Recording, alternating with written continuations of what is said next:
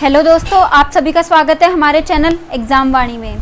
मैं राधिका गर्ग आज आप सबके साथ जुड़ी हूँ मैथ्स के एक टॉपिक के साथ। आज का हमारा इस वीडियो का टॉपिक है linear equation in two variables. आज हम इस टॉपिक को क्वेश्चंस के साथ समझेंगे कि इसके जो क्वेश्चंस है वो किस तरीके से किए जाते हैं। तो सबसे पहले हम देख लेते हैं कि ये जो लीनियर इक्वेशन है वो टू वेरिएबल में कैसे होती है। मान लेते हैं कि इसका जो पहली इक्वेशन है वो क्या है, a1x plus b1y plus c1 equals to 0। और जो दूसरी इक्वेशन है वो क्या है, a2x plus b2y plus c2 equals to 0।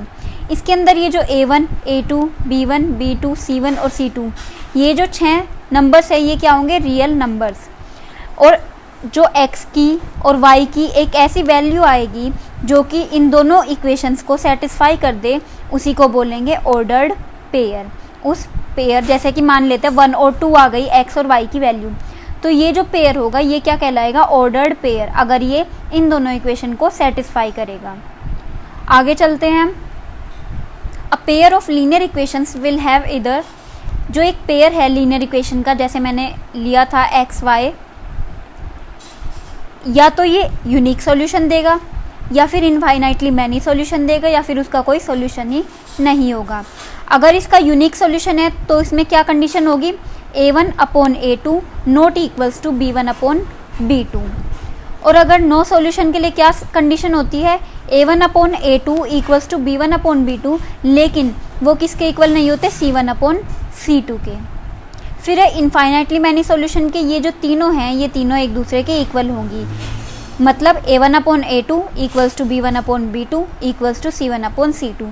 तो ये तीन कंडीशंस हैं जिनके ऊपर जो पेयर है लीनियर इक्वेशन का वो लाई करता है। अब हम देखते हैं आगे। इसके 3 मेथड होते हैं इसको सॉल्व करने के।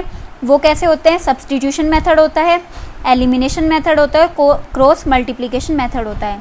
अब हम ये जो तीनों मेथड्स हैं ये हम क्वेश्चन के थ्रू समझेंगे, क्योंकि इस जो मैथ्स है वो प्रैक्टिस का सब्जेक्ट है, ना कि सिर्फ थ्योरी का। तो आपको इसके जो क्वेश्चंस हैं अब हम उसको देखते हैं। हमने एक क्वेश्चन ले लिया है जो कि हमारे पास है x plus y equals to 14 और x minus y equals to 4। अब हम इसको सबसे पहले सब्सटीट्यूशन मेथड से सॉल्व करेंगे। तो सब्सटीट्यूशन मेथड में क्या होता है, हम किसी भी एक इक्वेशन को ले लेंगे। मान लेते हैं कि x plus y equals to 14, हमने पहले वाली इक्वेशन ले ली है। तो हम क्या करेंगे, इसमें या तो x की वैल्यू को सब्सटीट्यूट कर देंगे या फिर y की वैल्यू को। तो हमने क्या किया, x तो ऐसे लेफ्ट साइड में रहने दिया और y को क्या किया, इस राइट साइड में पहुंचा दिया, मतलब 14 माइनस वाई। कुछ इस तरीके से हमने x की यहाँ से वैल्यू निकाल ली। तो अब हम इस x की वैल्यू को इस दूसरे वाली इक्वेशन में रख देंगे। वो किस तरीके से, x की वैल्यू क्या है 14 माइनस वाई, फिर आ गया माइनस वाई इक्वल्स टू 4। तो देखिए इस इक्वेशन में मैंने x की वैल्यू रख ली, तो यहाँ पर हमें क्या दिख रहा है, सिर्फ y में है ये जो पूरी इक्वेशन है। फिर उसके बाद हम इसको सॉल्व करेंगे, 14 माइनस 2y इक्वल्स टू 4।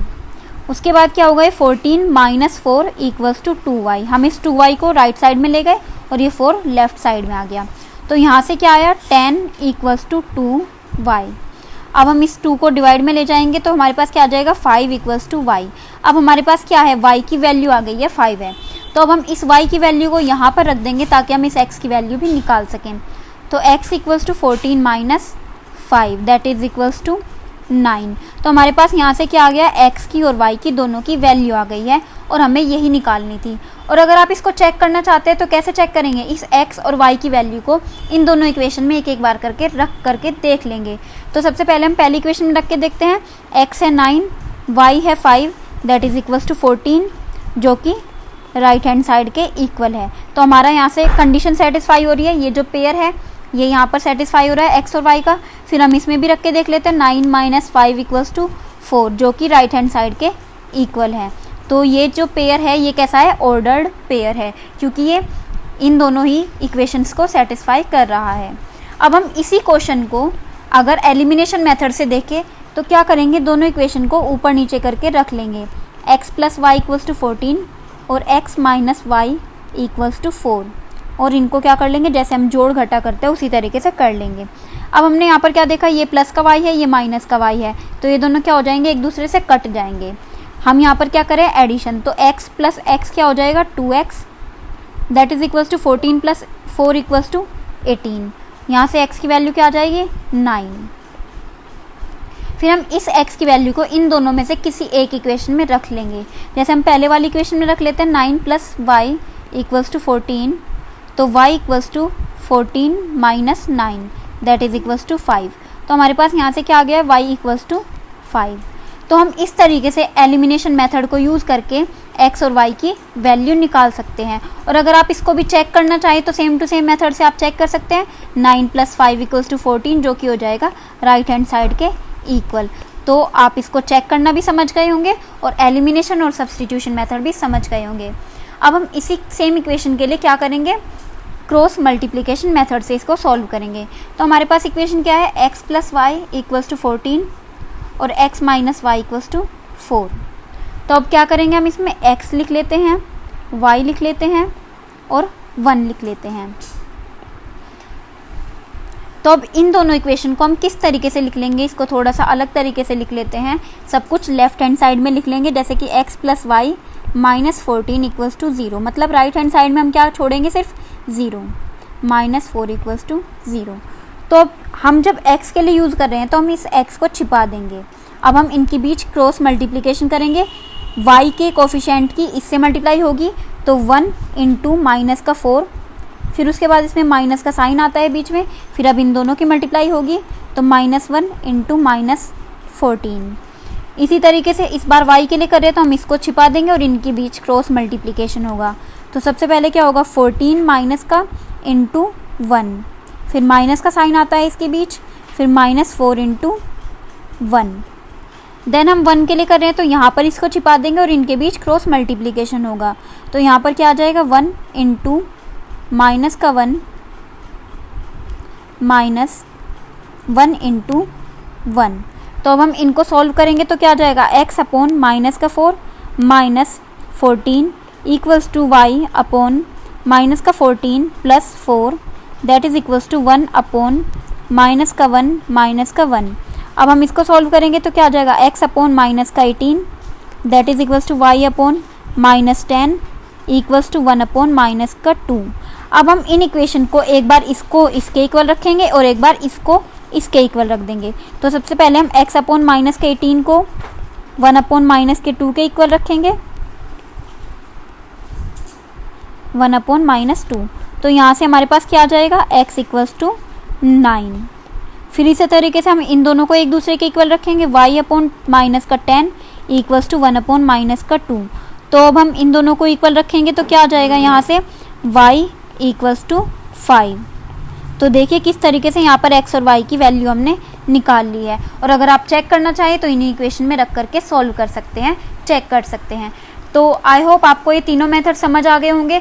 मैं आपको एक बार और रिपीट कर देती हूँ। सब्स्टिट्यूशन मेथड में हम क्या करेंगे, किसी एक इक्वेशन को उठाएंगे और उसमें से किसी एक की वैल्यू लेफ्ट साइड में रख करके बचे हुए की वैल्यू निकाल लेंगे। फिर हम उस वैल्यू को दूसरी इक्वेशन में रख करके x और y की वैल्यू निकाल लेंगे। फिर उसके बाद एलिमिनेशन मेथड में हम दोनों को ऊपर नीचे रख करके इनमें एडिशन रूल लगा देंगे और इनमें से एक जो है कट जाएगा। उसके बाद इनको सिंपली ऐड करके यहाँ से x की और y की वैल्यू हम निकाल सकते हैं। इसी तरीके से क्रॉस मल्टीप्लिकेशन मेथड में क्या होता है, हम इन तीनों को एक एक करके अलग अलग रख लेते हैं और एक बार x को छिपा देते हैं, क्रॉस मल्टीप्लाई y और 1 के साथ कर देते हैं, फिर y को छिपा करके x और 1 की मल्टीप्लाई करेंगे, फिर एक बार इस c वाले को छिपा देते हैं और x और y की आपस में क्रॉस मल्टीप्लिकेशन कर देते हैं और वहाँ से हमारा जो आंसर है वो x और y का आ जाता है। इसके बाद हम देखते हैं जो हमने यूनिक सॉल्यूशन सीखा था और जो नॉन फाइनाइट, फाइनाइट, ये सबको देखेंगे इस तरह के क्वेश्चन किस तरीके से किए जाते हैं। तो हमारे पास ये क्वेश्चन है, तो हम सबसे पहले इसमें देख लेते हैं a1 b1 c1 a2 b2 c2 की वैल्यू क्या है। तो हम देखते हैं a1 है यहाँ पर 5 x का कोफिशिएंट, फिर b1 क्या है -4 जो कि y का कोफिशिएंट है, फिर c1 है 8। इसी तरीके से a2 यहाँ पर क्या है 7, फिर b2 यहाँ पर है 6, फिर c2 क्या है यहाँ पर -9। अब हम सबसे पहले क्या रख के देखेंगे, a1 upon a2 equals to 5/7 और b1 upon b2 equals to -4/6। अब हम इसको काट भी सकते हैं, तो माइनस का 2/3 भी आ जाएगा। तो हमने यहाँ से क्या देखा कि A1/A2 not equals to B1/B2 है। तो ये क्या होगा, यूनिक सॉल्यूशन होगा। तो यहाँ से देखिए हमने कैसे सिंपली निकाल लिया, बस हमें A1 A2 B1 B2 C1 C2 की यहाँ से वैल्यू निकालनी है इन दोनों इक्वेशन से, और दोनों को न्यूमरेटर और डिनोमिनेटर में रख के देखना है। यहाँ से हमें पता चल गया कि ये क्या है, यूनिक सॉल्यूशन होगा। इसी तरीके से हम दूसरा क्वेश्चन ले लेते हैं। इसमें भी हम A1 9 हो गया, B1 प्लस का 3, C1 12, फिर A2 18 है यहाँ पर, B2 6 है और C2 24। अब हम इन सबको भी एक दूसरे के अपॉन में रख के देखेंगे। A1/A2 हो जाएगा 9/18, इसको हम काट भी सकते हैं तो 1/2 हो जाएगा। फिर B1/B2 रख के देखते हैं, 3/6, इसको भी हम काट के क्या कर सकते हैं, 1/2। फिर C1/C2 रख के देखें तो 12/24, इसको भी काट सकते हैं 1/2। तो हमने क्या देखा, A1/A2 B1/B2 और C1/C2 की वैल्यू क्या है, सेम है। तो मतलब A1/A2 equals to B1/B2 equals to C1/C2। हमारे पास ये कंडीशन सेटिस्फाई हो रही है। तो ये कैसा होगा, मैनी सॉल्यूशन होंगे इसके, इनफाइनाइटली मैनी सॉल्यूशन होंगे। तो देखिए इस तरीके से सिर्फ सिंपली इनकी वैल्यूज़ पता करके इक्वेशन से हम ये निकाल सकते हैं। अब हम एक और एग्जांपल देखते हैं। हम इसमें देखते हैं A1 है हमारे पास 6, B1 है माइनस का 3 और C1 है 10। फिर यहाँ पर A2 कितना होगा, 2, B2 होगा माइनस का 1 और C2 होगा 9। अब हम इनको भी अपॉन में रख के देख लेते हैं। A1/A2 इक्वल्स टू 6/2, हम इसको काट सकते हैं तो क्या आ जाएगा, 3। फिर हमने देखते हैं B1/B2 माइनस का 3 माइनस का 1 दैट इज इक्वल्स टू 3। फिर आता है C1/C2 इक्वल्स टू 10/9। तो हमने यहाँ से क्या देखा कि A1/A2 इक्वल्स टू B1/B2 तो है, लेकिन नॉट इक्वल्स टू C1/C2 है। तो यहाँ से हमें क्या पता चला, इस कंडीशन को हमने क्या माना था कि नो सॉल्यूशन। तो देखिए बहुत आसानी से हम ये जो क्वेश्चन है कर सकते हैं। हमें क्या करना है, बस A1 A2 B1 B2 C1 C2 की वैल्यूज़ पता करनी है और सबको न्यूमरेटर डिनोमिनेटर में रख देना है। हमें पता चल जाएगा कि इसका यूनिक है सॉल्यूशन, नो सॉल्यूशन है, या फिर इनफाइनाइटली मैनी सॉल्यूशन है इसके।